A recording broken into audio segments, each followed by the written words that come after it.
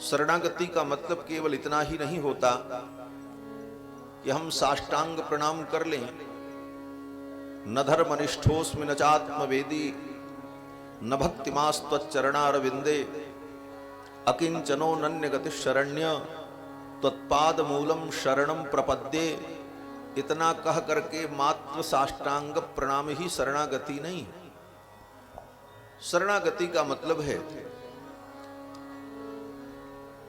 कि चारों तरफ से निराश हो जाने पर भगवान की आशा हो जाए, यही शरणागति है। बस एक शब्द, सर्वत्र से निराश होने पर एकमात्र भगवान के चरणों में ही आशा की किरण दिखाई पड़े और ये दृढ़ विश्वास हो जाए, इसी का नाम शरणागति। और शरणागति भाव रूपा है। शरणागति कोई क्रिया नहीं है कि शरीर से होने वाली क्रिया है। भगवान के सामने फटाक से लेट गए, भूतल परे लकुट की नाई, इतना ही मात्र नहीं।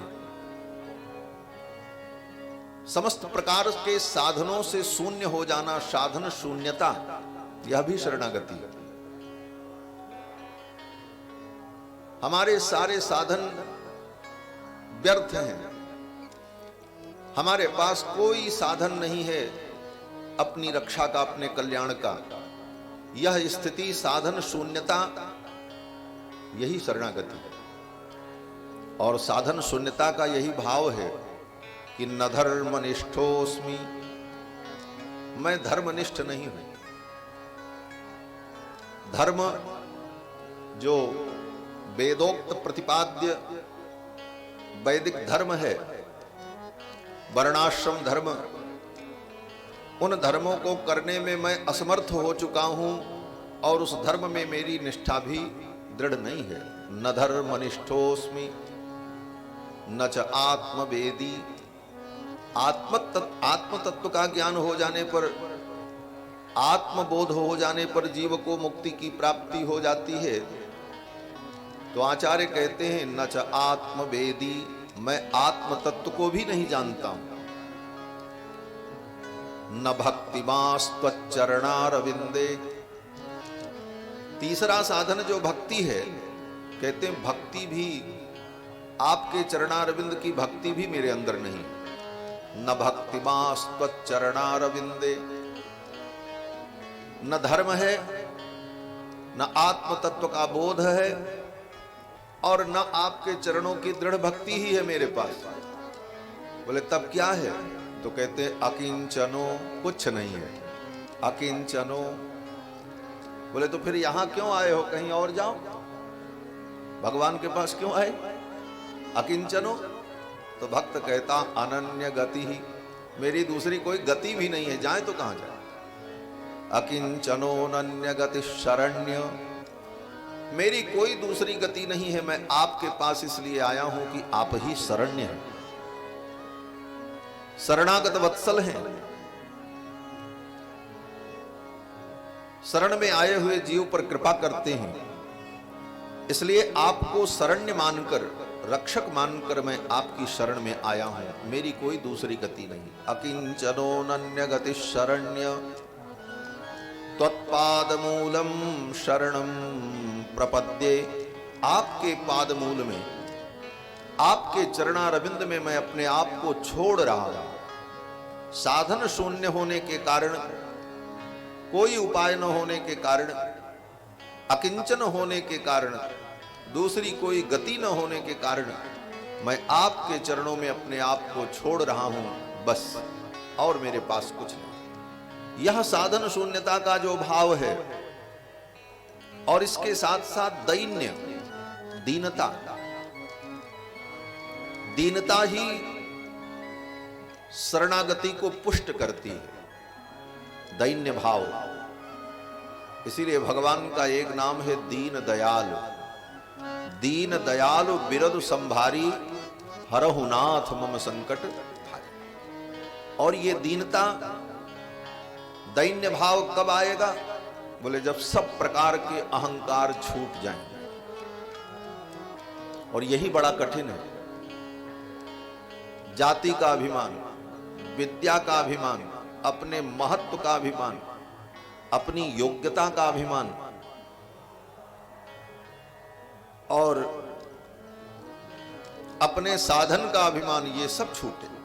इसीलिए भक्तों ने कहा कि जाति विद्या महत्वंच रूप यौवनमेव च यत्नेन परित्याज्या पंचैते भक्ति कंटकाः।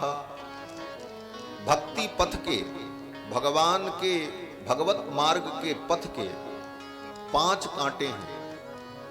इन कांटों से बच जाए व्यक्ति तो भगवान के चरणों तक पहुंच जाए। ये 5 कांटा क्या है? कहते हैं जाति का अभिमान। हम बड़े कुलीन हैं, बड़े श्रेष्ठ हैं, हम ब्राह्मण हैं, हम क्षत्रिय हैं, हम वैश्य हैं, हम शूद्र हैं। अपने अपने जाति का अभिमान, विद्या का अभिमान, महत्वंच अपने महत्व का अभिमान, रूप यौवन में वच अपने रूप का अभिमान, अपने यौवन का अभिमान, पंचैते भक्ति कंटकाः ये भक्ति के 5 कांटे हैं। सब अभिमान छूट जाता है, जाति का अभिमान नहीं छूटता। इसीलिए भक्तों ने कहा कि प्रभु मेरी कोई जाति नहीं है, ना हम विप्रो न च नरपति, नैव वैश्यो न शूद्रो, नो वा वर्णी न च गृहपति, नो वनस्थो यतिर्वा, किंतु प्रोद्यन निखिल परमानंद पूर्णामृताब्धे लक्ष्मी भरतुः पदकमलयोः दास दासानु दासः। ये भक्त का भाव है कि प्रभु इसका मतलब ये नहीं है कि हम ब्राह्मण नहीं हैं, क्षत्रिय नहीं हैं, वैश्य नहीं हैं, ये कहते हुए हम अपने स्वधर्म का त्याग कर दें।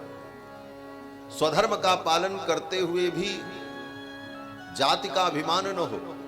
इसी को आज के शब्दों में कहा जाए तो जाति तो ठीक है, लेकिन जातिवाद ठीक नहीं। जाति में कोई दोष नहीं है, जाति तो जन्मना होती है। जाति का मतलब ही जो जन्म से हो। आजकल ये भी एक बड़ा विचार चलता है, बोले जाति जन्म से है कि कर्म से। बोले ये प्रश्न ही नहीं होता है। क्यों? बोले जाति शब्द का अर्थ है जन्म से। जाति माने जन्म से। जायते इति जाति ही जो जन्म से है, इसीलिए उसका नाम जाति है। तो जाति कर्म से तो कभी होती ही नहीं, जाति तो जन्म से होती। हम कहते हैं गाय गो जाति में उत्पन्न हुई तो वो कितना भी वो कर्म करे तो वो भैंस नहीं हो सकती, हो तो गाय ही रहे। भले वो दूध न दे, लात मारे, कुछ भी करे, लेकिन वो भैंस बकरी नहीं हो सकती। और गाय का मतलब जिसके अंदर बहुत सरलता हो। लोग कहते महाराज ये तो बड़े गऊ हैं, लेकिन गऊ के अंदर वो धर्म न हो, वो सींग मारे, पैर मारे, लेकिन फिर भी वो गाय है। जब गाय के दूध की बात आएगी तो चाहे वो मारे चाहे लात चलावे, उसी का दूध दूह करके पूजन में उपयोग होगा, क्योंकि जातितः गऊ तो वही है।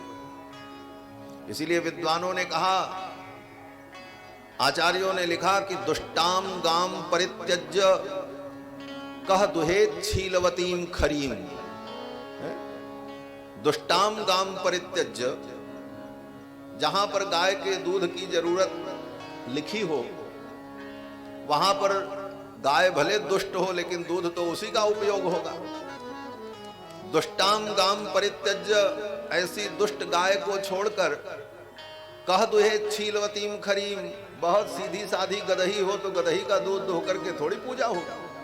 वहां तो गाय का ही दूध दुहा जाएगा, भले वो सींग मारती हो, क्योंकि जन्म से वो गोत तो उसके अंदर है। गोत तो जाति है, तो जाति तो जन्मना ही होती है, कर्मणा नहीं होती।